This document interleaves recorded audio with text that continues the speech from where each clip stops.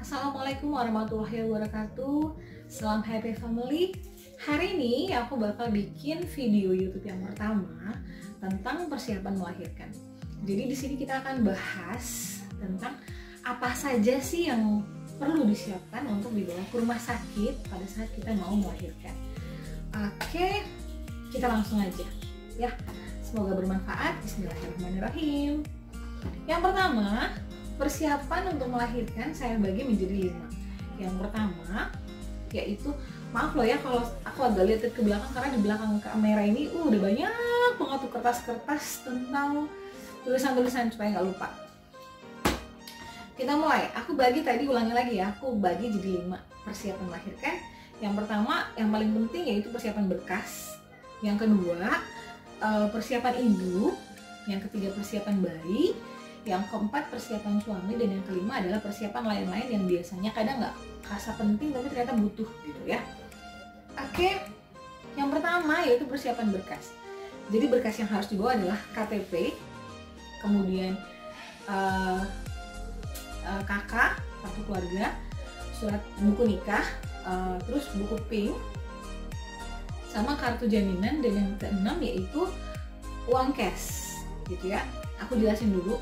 Yang pertama, KTP itu penting untuk kartu identitas, untuk kita pendaftarannya nggak repot. Jadi pada saat kita mau daftar tuh sudah ada KTP. Yang KK biasanya untuk KK dan surat nikah itu untuk kebutuhan jaminan. Jadi kalau misalnya dia ada KK dan surat nikahnya lebih gampang gitu ya. Terus juga kalau biasanya di beberapa rumah sakit setelah habis melahirkan kita disuruh mengurus kartu keluarga atau bikin akte lahir. Jadi kalau sudah ada itu biasanya lebih gampang. Jadi disiapkan saja. Terus yang keempat, asuransi. Kalau asuransi, jadi kalau ada yang pakai BPJS, silakan dipakai BPJS-nya, kartunya dibawa. Atau ada yang prudensial, ada Allianz, atau ada Ramayana dan sebagainya, silakan dibawa. Kemudian buku PINK. Nah, setelah itu terus uang cash, jangan lupa. Uang cash, kita siapkan uang cash itu sekitar 500 sampai 1 juta rupiah di dalam dompet. Walaupun kita punya ATM isinya banyak gitu ya ibu-ibu, tapi tetap harus ada uang cash. Karena kadang kita nggak tahu ATM itu jaraknya berapa jauh dari rumah sakit, atau ATM itu bermasalah atau enggak, susah. Jadi kalau nggak ada uang cash ya, disiapkan dulu uang cashnya. KTP-nya juga sudah harus ada jaminannya. Nah, semua barang-barang itu kecuali buku PINK dan uang cash itu semua difotokopi rangkap 10-20 lembar. Karena ya prepare aja ya, karena kan fotokopi cuma satu lembar sekitar 500 sampai 1000 rupiah. Jadi daripada kita nanti pulang pergi, mending kita fotokopi dulu. Nah, kalau aku semua berkas-berkas itu aku fotokopi dan aku masukin di dalam tas kecil gini, terus aku masukin di dalam tas. Jadi kalau suami nanti nanya di mana kakak, di mana KTP, di mana dan sebagainya, fotokopiannya sudah ada di dalam semua. Ya, jadi jangan lupa ada KTP, KK, buku nikah, buku PINK, uang cash, semua dijadikan satu. Terus nggak boleh keluar-keluar lagi dari dalam tas yang mau kita bawa ke persalinan. Jadi tasnya nggak usah diganti-ganti, itu memang untuk melahirkan. Oke. Kemudian persiapan ibu. Persiapan ibu aku dibagi jadi 2, yaitu persiapan ibu mau melahirkan sama persiapan ibu setelah melahirkan. Kenapa sih aku harus bagi 2? Karena pengalaman di rumah sakit, kalau kita bawa satu koper atau satu tas, itu semuanya isinya baju bayi, baju kita, baju suami, terus perlengkapan lain dibawa ke situ. Terus pas kita mau melahirkan kan kita harus dibawa ke tempat khusus ya untuk melahirkan. Kalau kita bawa itu tuh nggak akan bisa, nggak muat, karena ruang melahirkan tuh biasanya kecil-kecil, minimalis gitu. Jadi lebih bagus kita bawa 2 tas, yang satu emang untuk melahirkan, yang satu untuk setelah melahirkan gitu ya. Jadi ya, untuk melahirkan aku bagi jadi 1 baju berkancing, ini kancing depan ya, daster berkancing. Terus ada sarung bawahan, jadi jangan pakai celana panjang atau celana apapun ya, sarung panjang. Aku nggak bisa pakai sarung karena sarung itu kan harus diiket-iket ya, jadi terbiasa, jadi aku tuh pakainya ini nih. Ini apa ya, ini nih bawahannya mukena ya kan, ada ini ya. Jadi kalau melahirkan tuh aku selalu pakai ini, terus pakai ditaruh di sini gitu, jadi dia nggak itu jatuh gitu. Jadi dibikin kayak rak, cuman di pokoknya ini bawahan mukena lah ya, tuh bawahan mukena Bali karena dingin ya aku pilih ini. Jadi kalau habis melahirkan boleh dipakai jadi mukena lagi, kalau mau melahirkan dipakai melahirkan ya. Ini aku bawa 2. Terus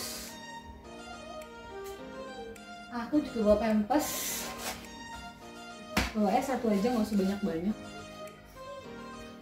Terus bawa tisu basah ya. Terus yang paling sering lupa adalah membawa, aku udah siapin ini Malkis Mary roti ya, crackers, sama air teh manis. Karena biasanya kalau kita pas mau melahirkan jam 9 jam 10 malam, terus kita udah lemes, nggak ada makanan gitu ya, makanan yang dibawa atau makanan yang dari staf gizinya sudah sore, kita nggak bisa makan lagi gitu ya. Jadi kalau malam kita melahirkan jam 3 dan kita perlu makanan, aku udah siapin ini makanan Malkis aja sama teh manis. Biasanya juga bidan tuh suka nyuruh cariin teh manis ya, jadi aku siapin teh kotak 1 aja, nggak usah banyak-banyak ya, sama Malkis Roma. Teh kotaknya sih boleh sih ya 3, tapi aku siapin 1 dulu, yang satunya lagi yang 1 lagi aku simpen di tasnya suami aja ya. Terus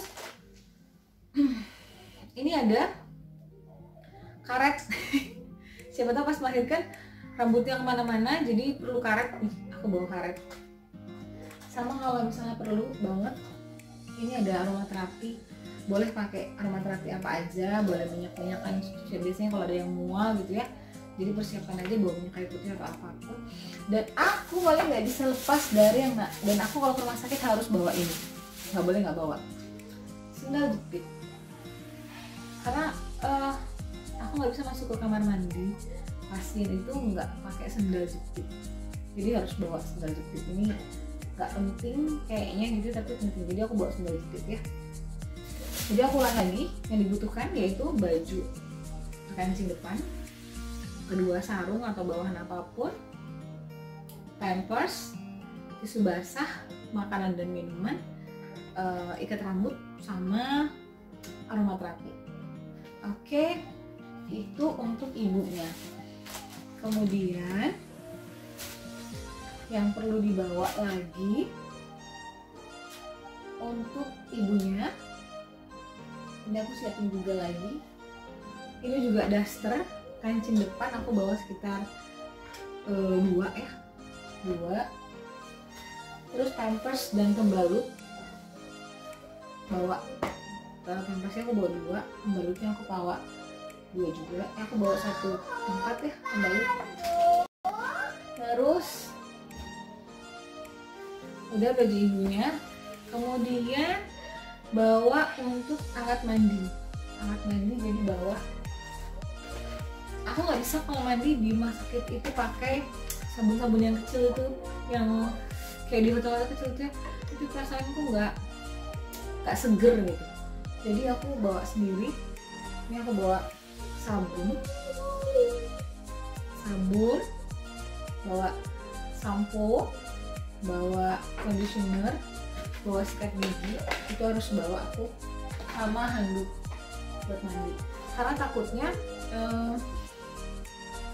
nggak ada handuk, gak disiapin handuk, prepare aja ya, bawa handuk buat sendiri loh, ini nggak boleh gabung sama buat bayinya.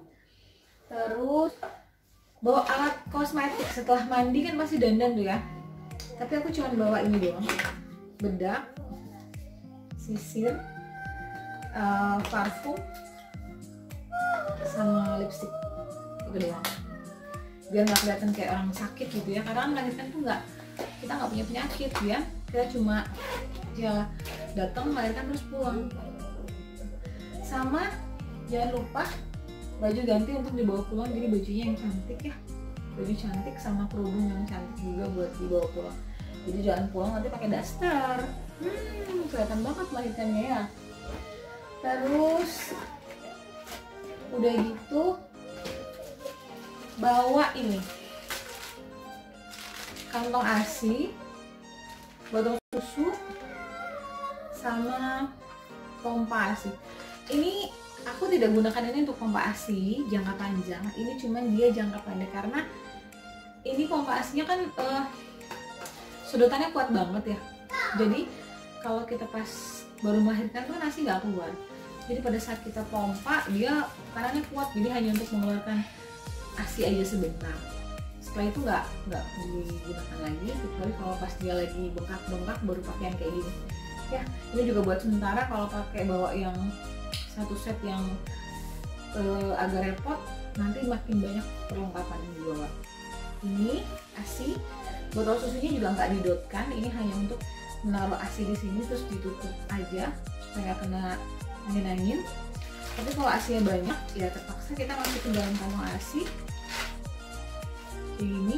Jadi baru nanti dititipin ke bidannya, biasanya di rumah sakit ada kulkas buat ASI. Ya, oke. Jadi sesak ibu hamil lagi bicara. Jadi buat ibu dibagi menjadi dua, tadi aku bilang. Yang satu pas sebelum melahirkan, yang kedua saat melahirkan dan sebelum melahirkan, sama setelah melahirkan. Ya nanti aku taruh di deskripsi bawah ya apa yang diperlukan lagi. Kemudian untuk bayi juga aku bagi jadi dua, untuk yang melahirkan sama untuk yang setelah melahirkan. Untuk yang melahirkan aku cuma bawa mana tadi ya yang untuk melahirkannya ini. Bawanya tuh ini biasanya dikasih ke bidan, kita bawanya 1, 2, 3, 4 biji bedong dikasih ke bidan untuk melahirkan. Usahakan kalau membeli bedong itu yang sama. Jadi ini aku ada dua warna, yang putih sama yang warna pink. Yang warna putih ini pas untuk melahirkan, jadi 1, 2, 3, 4 supaya anak juga nggak sosok kan. Yang warna putih itu buat melahirkan. 4 bedongnya, pampasnya 2, baju bayinya 2. Terus kalau baju bayi belinya yang gini aja, yang cukup yang kayak gini, nggak perlu beli yang jumper karena bayi baru melahirkan tuh kecil banget. Jadi kalau pakai yang jumper agak besar itu dia malah badannya kekecilan, bajunya kebesaran, jadi dia nggak kasih rasa hangat. Kalau ini kan dia kecil ya, jadi dia bisa masuk, ini ukuran S. Jadi beli baju bayi itu yang kayak gini-gini aja, nggak usah yang jumper dulu. Nanti jumper biasanya umur 3 bulan, 6 bulan tuh biasanya bisa dipakai ya. Baju bayi biasa. Terus pampers, boleh pakai pampers, boleh juga pakai popok. Kenapa sih harus pakai pampers? Atau kenapa sih aku milih pampers? Karena gini, pampers ini kalau dipakai nggak popok, jadi kan dia basah.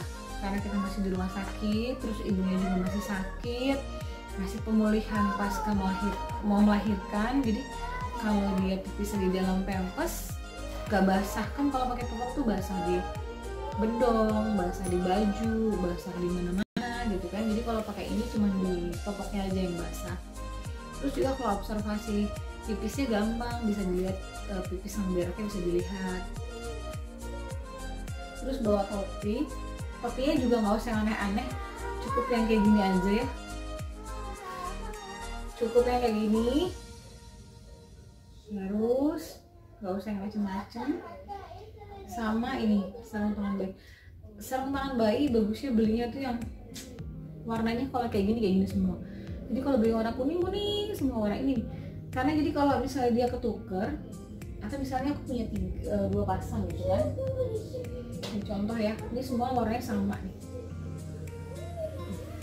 Gak ada yang berwarna-warna. Jadi kalau misalnya ada 4 pasang ternyata hilang sebiji gini, jadi aku bisa bebas pakai yang mana aja gitu, nggak perlu kalau kita beli pink, biru, kuning, biru hilang satu, susah carinya ya. Ini aja yang dipakai. Jadi buat yang mau melahirkan cuma ini aja, pampers bedongnya 4, bajunya 2, pampasnya 2, topi sama sarung tangan bayi ya, boleh disiapkan di rumah. Terus Setelah melahirkan baru kita siapkan yang pertama itu perlengkapan bayi. Ini ya, aku beli bedong pink semua. Kenapa beli pink semua? Supaya aku tahu bahwa yang pink ini nih punya aku gitu. Jadi nggak yang warna pink, kuning, macem-macem, enggak. Jadi satu warna untuk dibawa ke rumah sakit. Jadi kalau dia hilang aku tahu. Terus juga bidannya juga udah tahu kalau yang warna kayak ini punya aku gitu. Karena aku nggak bawa warna lebih lain selain warna pink. Terus bawa pampers bayi juga. Baju bayinya juga gitu sama. Ini bajunya putih semua. Terus mereknya sama semua, mereknya Libby semua. Nggak ada yang beda. Jadi biar bidannya tahu ini punya aku. Ya. Tapi bayi bawa 2 aja, satu yang buat habis melahirkan, satu lagi buat sampai pulang. Tapi ya simple aja. Nggak usah yang macem-macem. Karena nanti akhirnya kalau besaran gak ke cover kepalanya, akhirnya kedinginan juga kepalanya. Sama kaos tangan, semuanya sama. Jadi kalau hilang tahu ini punya aku. Ya, jadi aku nggak pernah pakai yang berwarna-warni. Handuk buat mandi. Sama selimut bayi. Jadi cuma bawa bedong, pampers, baju, topi, sarung tangan, sama selimut bayi aja. Untuk perlengkapan mandinya aku bawa handuk, terus tisu basah untuk beraknya. Aku cuma bawa ini sabunnya yang 2-in-1, jadi dia bisa sabun sekalian sampo. Terus bawa minyak telon sama baby oil, siapa tahu ada putih-putihnya, sama sisir. Ini saja, aku tidak membawa parfum, tidak bawa minyak rambut, lotion dan sebagainya, itu aku nggak bawa ya. Cuman ini yang penting banget. Nanti mungkin kalau di rumah mau boleh, tapi kalau di rumah sakit nggak usah repot, bawa ini aja. Sama ini aku bikin parfum bayi. Aku nggak pernah ngolesin minyak telon atau minyak kayu putih di badan bayi karena takutnya dia iritasi gitu ya, atau kecuali kalau dia misalnya mencret atau dia nggak berak atau dia kembung baru aku kasih. Kalau nggak aku nggak kasih. Jadi aku cuma bikin ini nih parfum bayi, 1/4-nya minyak kayu putih, selebihnya itu minyak telon. Aku gabung jadi satu, di mix. Jadi kalau nanti dia udah pakai baju, bajunya aku semprot. Terus dia udah pakai bedong, bedongnya aku semprot. Jadi dia bau baby tapi dia nggak bersentuhan sama minyak-minyakan. Itu. Nah, persiapan ke ulang lagi ya, jadi ya. Kalau untuk bayi tadi sudah aku sebutin, nggak usah diulang lah ya, capek. Untuk persiapan suami, aku tipikal istri yang kalau melahirkan nggak mau ditinggal-tinggal. Jadi nggak mau suamiku pulang mandi, suamiku pulang beli baju gitu. Jadi udah aku prepare suamiku dengan baik dan benar.